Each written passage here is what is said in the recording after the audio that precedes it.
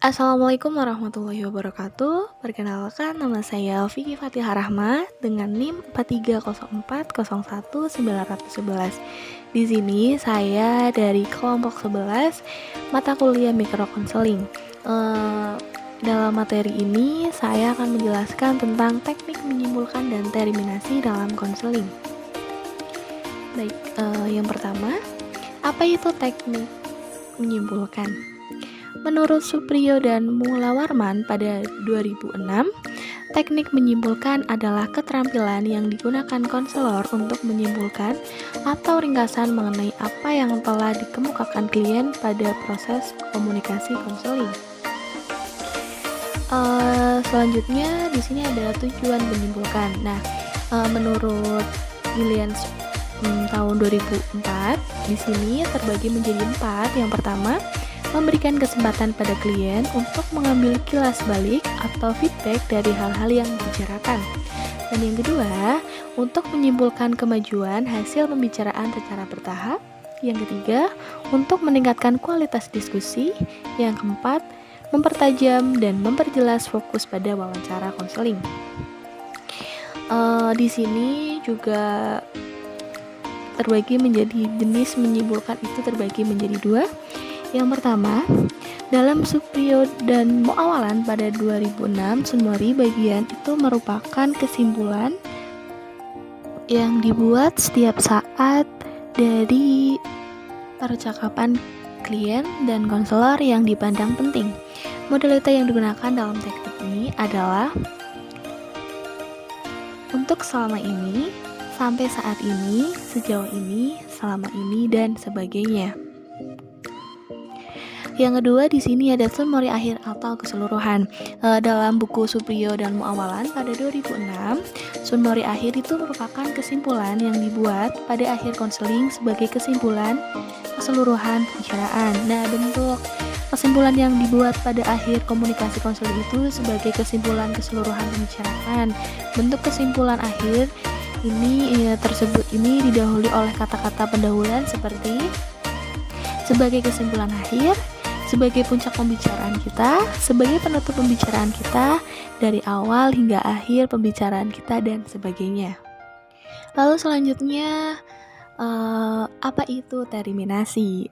Teknik pengakhiran atau termination dalam kegiatan konseling adalah keterampilan yang digunakan oleh seorang konselor untuk menghentikan proses konseling dikarenakan adanya kesepakatan yang disetujui sebelum kegiatan konseling, ataupun karena klien itu dirasa sudah mampu melakukan apa yang telah disepakati bersama saat proses konseling. Dalam tujuan terminasi ini terdapat 4 tujuan ya teman-teman. Yang pertama, memiliki peta kognitif perjalanan konseling, yaitu apa dan bagaimana tahap-tahap yang telah dilalui dan apa yang merupakan tahap konseling mendatang.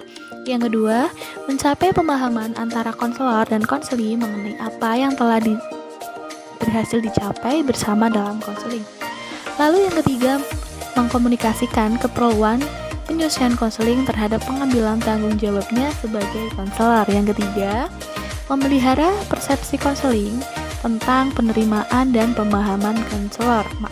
Dalam tujuan ini terdapat 5. Untuk tambahan yang kelima itu mengendali waktu supaya kegiatan konseling tidak melebihi waktu yang telah disepakati sebelumnya. Di sini juga terdapat bentuk terminasi. Menurut Fauzan Hidayah dan Ramli pada 2008 itu menyebutkan bahwa jenis termination itu yaitu yang pertama, pengakhiran langsung atau murni. Nah, dalam pengakhiran langsung murni ini menunjukkan pada verbalisasi konselor bersurat atau gemiang dengan menyebutkan akan diakhiri pertemuan konseling dalam bentuk kalimat singkat, cukup, tegas, dan mengendalikan kaidah bahasa pragmatik. Yang kedua, di sini ada pengakhiran tidak langsung atau non-verbal. Contohnya gini, pada respon non-verbal, memandang jam dinding atau menata meja dan mengemasi buku. Respon verbal sendiri biasanya itu ditumpahkan pada tagline, misalnya interpretasi, terus setelah banyak yang Anda ungkap sehingga membuat Anda kelelahan, apakah Anda bermaksud mengakhiri dulu pertemuan ini? Nah, itu contoh dari pengakhiran tidak langsung. Selanjutnya, respon verbal dengan teknik perangkum akhir.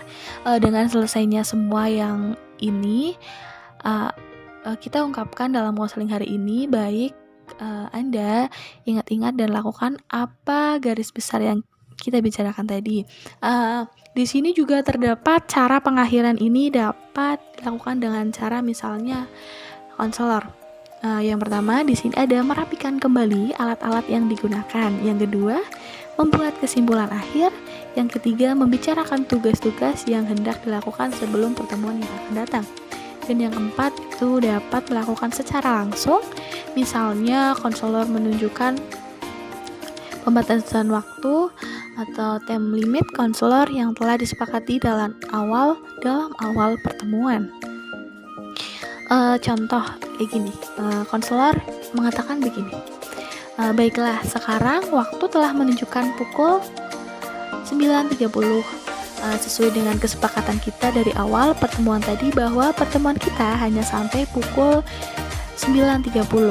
Maka marilah kita akhiri pertemuan ini dan dapat kita lanjutkan di minggu depan. Nah, hal lain yang dilakukan konselor dan konseling pada tahap pengakhiran ini, yang pertama, mempersilahkan masing-masing konseling mengungkapkan pengalaman selama pertemuan.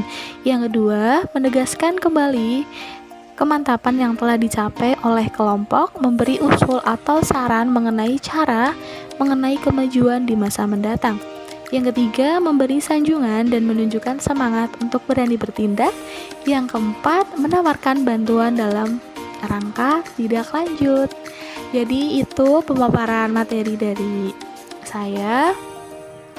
Selanjutnya akan ditampilkan sebuah video dalam praktek teknik menyimpulkan dan terminasi konseling. Terima kasih. Assalamualaikum warahmatullahi wabarakatuh. Jadi begini ya, akhir-akhir ini banyak teman-teman saya mengecewakan saya. Ada yang tiba-tiba marah tanpa alasan yang jelas. Ada juga yang siapa yang menjelekkan saya. Saya jadi merasa terganggu dan menjadi beban pikiran saya. Selain itu, saya juga jadi tidak berkonsentrasi dalam belajar, sehingga nilai saya menjadi terus sangat drastis.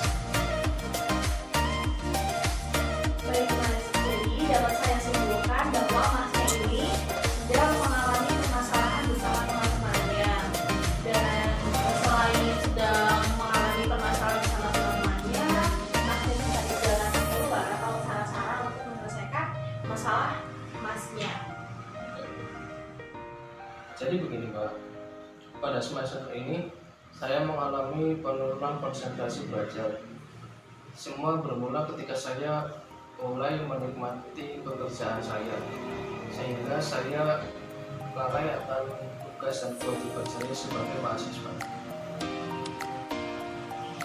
Sebagai kesimpulan akhir dari pembicaraan